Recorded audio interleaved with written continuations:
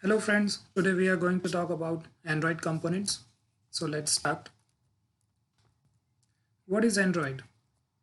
Android is the world's most popular and dominant mobile operating system. It is based on Linux kernel 3.4 to 3.10 depending on the devices.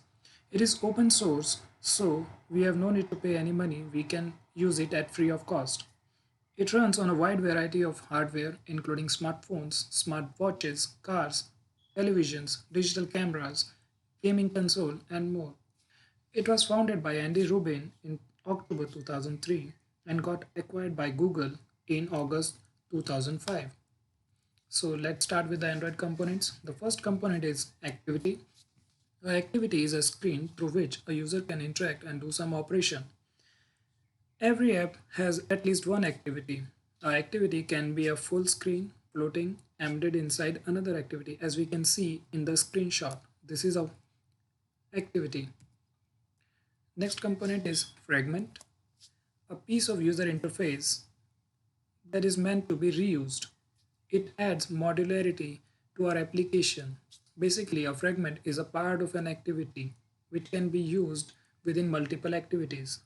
It has its own layout, behavior, and lifecycle callbacks, but it kills and stops if the activity kills or stopped. The next component is services.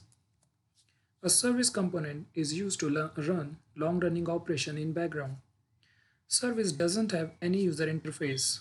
Basically, a service is used to download images, to download data from the server.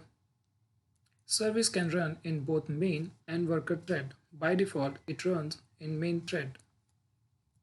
The next component is broadcast receiver. A broadcast is a system or app event.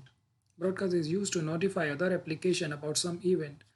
For example, battery low. So, by using battery low event, we can notify our application that battery is low. You can save your data.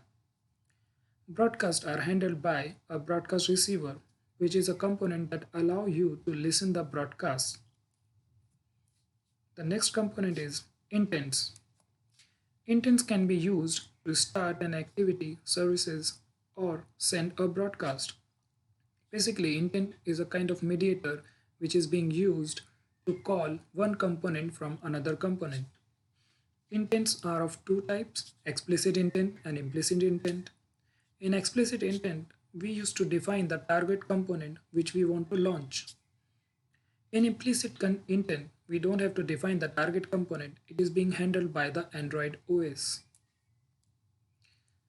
So the next component is content provider and content resolver. A content provider allows us to store data in the application, and the same data we can share with the other applications. We can perform all necessary operations as we can see in the screen like insert, update, delete or fetch. We have a database where we can create tables and perform these operations. So thank you guys. Thanks for watching.